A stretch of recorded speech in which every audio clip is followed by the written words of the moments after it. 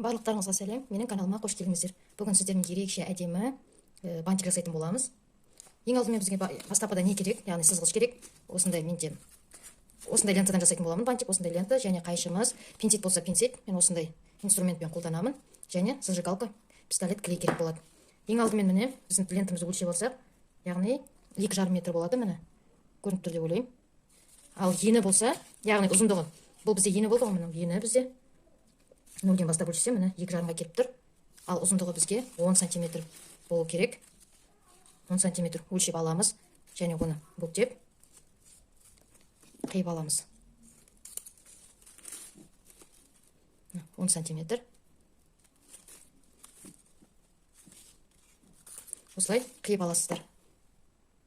Енді қиып алғаннан кейін лентамызды бірдей қылып екіге бүктейміз. Мына теріс жағына қаратамыз. Мынандай әдемі жағын без, керісінше жағынан қаратып қайрамыз. Бірдей қыламыз. Және шамамен осылай жайлап осындай болса болады, осылай бүктеп аласыздар. Осылай шығу керек. Келесінде дәл солай бүктейміз және қайрамыз. Егер де ыңғайсыз болса, қолмен қайыруға линейканы алып бүйтіп жасасаңыздар да болады. Бүйтіп жайлап шетіне линейка сызғышымызды яғни қойып, соған былай қайырып ұстайсыздар. Келесі жағында соған қарама қарсы бірдей қылып осылай қайырасыздар. Сонда осындай бірдей болып шығады. Енді осыны қайырып алғаннан кейін дәл былай шетінен ұстап, ортасынан мінекей клейімізді жағамыз. Және бүйтіп ортасын қысып ұстайсыздар. Мінекей осындай бантик сияқты осындай бізде шығады. Осылай жасап алдық. Енді екі шетін яғни бір-біріне қайырып, міне бірдей қыламыз. Екі жағын қайырып үстіне қоямыз. Бірінің үстіне бірін, міне былай қоясыздар.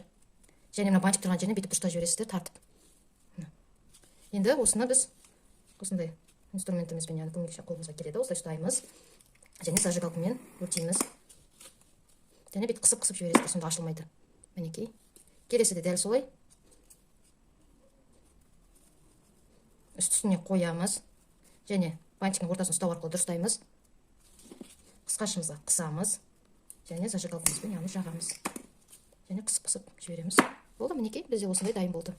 Және фетрімізден осындай дөңгелек жасап аласыздар, яғни бізге екі дөңгелек керек болады. Мінекей. Енді осы дөңгелегімізге жасаған осындай бантикке жасаған осындайымызды біз жабыстыратын боламыз. Кеттік ендеше. Ең алғашқысына бізге 12 штук керек болады.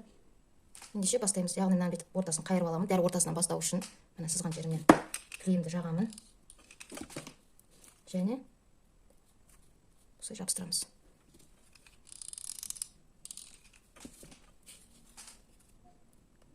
Осылай айналдырып 12 штукты жабыстырып шығамыз. Осылай өздеріңіз айналдырып жабыстырып шығыңыздар. Мінекей, жабыстырып шықтым. Менде 12 емес, яғни 11 штук кетті. Келесінде дәл солай. Енді ортасына жабыстырамыз, яғни екеуінің ортасынан жабыстырамыз. Яғни мына екі гүлдің ортасынан жабыстыратын боламыз. Дәл видеодағыдай қайталайсыздар. Мінекей, мына екеуінің ортасынан шығады. Келесі де дәл солай.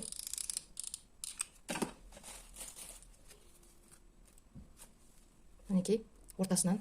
Дәл солай өзіңіз осының ортасынан екі бантигіміздің, яғни екі лентамыздың ортасынан жабыстырып шығасыздар. Мінекей, екінші рядымызды да бітірдік. Бізде жайлап әдеміленіп келе жатыр. Яғни біріншісін 11, бірінші ряд 11, екінші ряды да дәл солай 11, үшінші ряды да дәл солай 11 штук жасап шығамыз. Яғни екі лентамыздың ортасынан, яғни екі гүлдің ортасынан бағанағыдай қалай екінші рядты жасадық, үшінші рядты да дәл солай жасап шығасыздар. Ешқандай қиындығы жоқ. Мінекей, мен сіздерге үшінші рядтың бір-екеуін көрсетейін. Жалпы екінші ряд қалай жасадық, дәл сондай. Міне екі гүлдің ортасынан шығарасыздар, басып. Бұл біздің, яғни үшінші рядымызды жасап отырып, дәл екінші ряд сияқты қайталаймыз. Мінекей, үстінен басып. Әдемілене түсіп жатыр.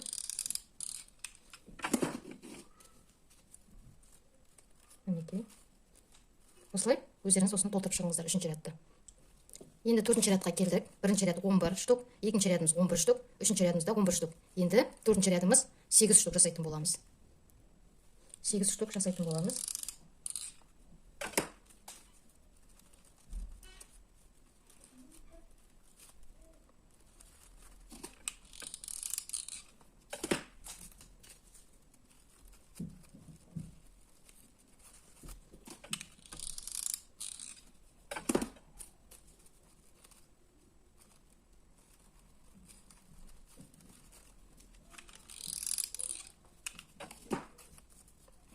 түсініп жатсыздар деп ойлаймын, бәрі түсінікті болып жатыр деп ойлаймын.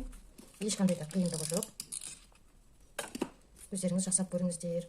Қыздарыңыз, сіңлілеріңіз болса, үйретсеңіздер де болады. Сатып алып, қымбатқа алғаннан гөрі өздеріңіз қолдарыңыздан жасап,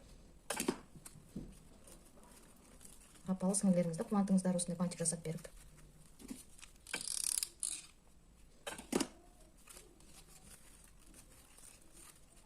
Тек мына гүлдің екі орталарынан қаратып, өздеріңіз әдемілеп тек салай бересіздер. Мінекей бізде қандай әдемі болып пайда болып отыр.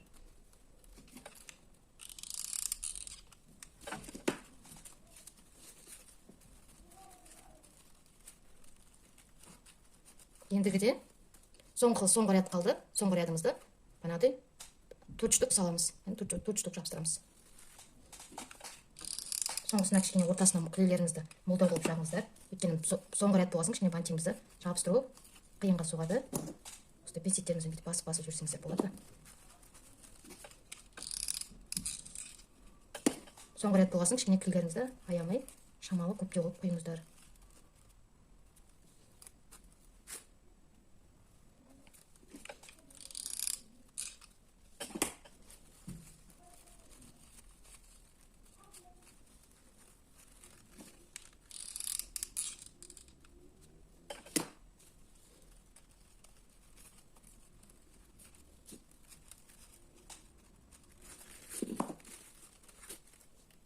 Ортасына тағы біреуін жабыстырып жібереміз.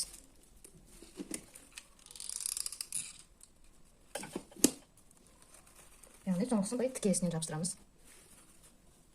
Мінекей, бізде бантигіміз дайынға шақ қалды, яғни дайындалуға жақын қалды. Осындай әдемі ерекше бантик бізде шығып жатыр. Енді бізге осыны әсемдеу үшін, осындай жартылай жемчуг деп айтсақ та болады. Әдемілеуге бізге осындай жемчуг керек болады. Осыны енді орталарына қадап шығамыз. Гүл сияқты болып тұрған, яғни ортасынан бітіп қадаймыз. Мінекей, осылай қадап шығыңыздар.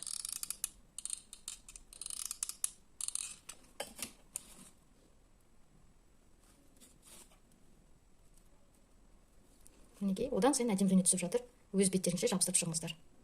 Мінекей, мен жабыстырып шықтым. Бізде осындай ерекше әдемі бантик пайда болды. Сіздерге ұнап жатыр деп ойлаймын. Өте ерекше.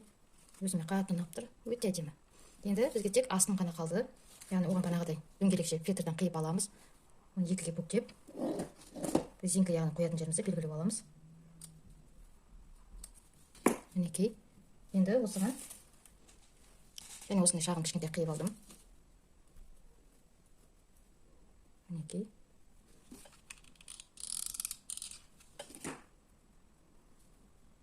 Енді осыған дайындап қойған арнайы резинкамызды кигіземіз.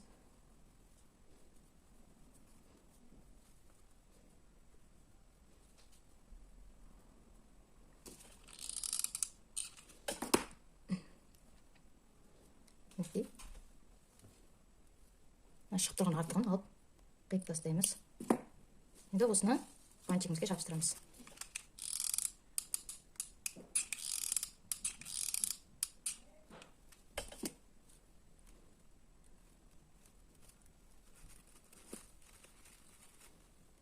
Мінекей біздің ерекше бантигіміз дайын болды. Жасау жолы өте оңай. Өте әдемі. Сіздерге видео ұнады деп ойлаймын.